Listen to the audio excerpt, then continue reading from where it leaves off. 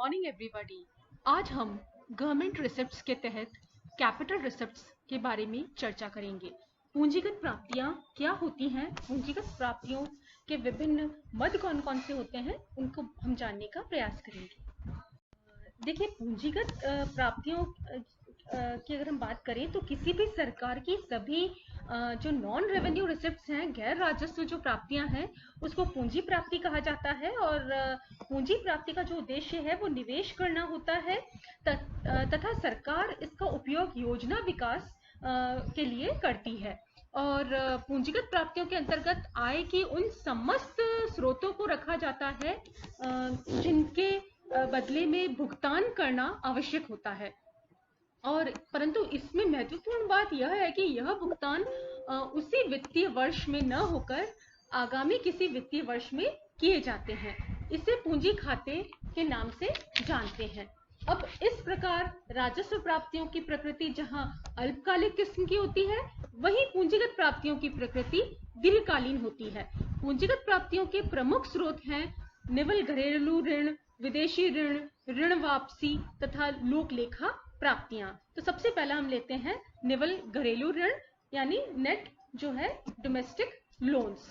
इसमें उन सरकारी उधारों, बॉन्ड और प्रतिभूतियों को सम्मिलित किया जाता है जिनका प्रयोग भारत सरकार धन प्राप्त करने के लिए करती है। प्रायः ये प्रतिभूतियां बैंक तथा ट्रस्टों द्वारा क्रय की जाती है। इनके भिन्न भिन्न पक्वता अवधि पर भिन्न भिन्न ब्याज दरें देय होती हैं। इनके भुगतान हेतु भारत सरकार वचनबद्ध होती है।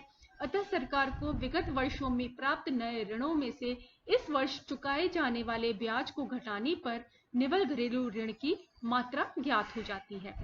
केंद्र सरकार की पूंजी प्राप्तियों में मुख्य रूप से बाजारी ऋण, निवल प्राप्तियां में मुख्य रूप से बाजारी ऋण है, निवल प्राप्तियां, फिर अल्प बचत, राज्य लोक भविष्य निधियां, लोक भविष्य निधियां, गैर सरकारी भविष्य निधियों के विशेष निक्षेप, विशेष प्रतिभूतियां तथा विविध पूंजीगत प्राप्तियां आदि को सम्मिलित किया जाता है।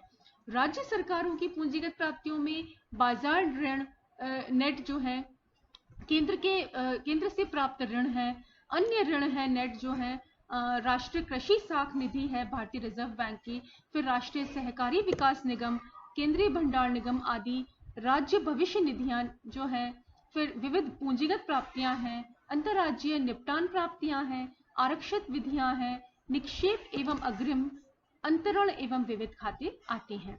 फिर सेकंड पार्ट है निवल विदेशी ऋण, नेट फॉरेन लोन्स। सरकार को विदेशी सरकारों, विदेशी वाणिज्यिक बैंक तथा अंतर्राष्ट्रीय मौद्रिक संस्थाओं से ऋण प्राप्त होता है और साथ ही सरकारों को विगत वर्षों में प्राप्त हुए ऋणों पर ब्याज भी देना होता है।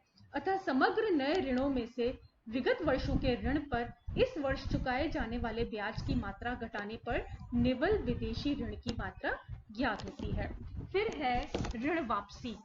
सरकार ने पिछले वर्षों में राज्य सरकारों, सार्वजनिक निगमों, अन्य संस्थाओं, विदेशी सरकारों को यदि कोई ऋण दिया है तो उसके जिस भाग को वापसी चालू वित्त वर्ष में होती है, उस धनागम को ऋण वापसी के तहत रखा जाता है।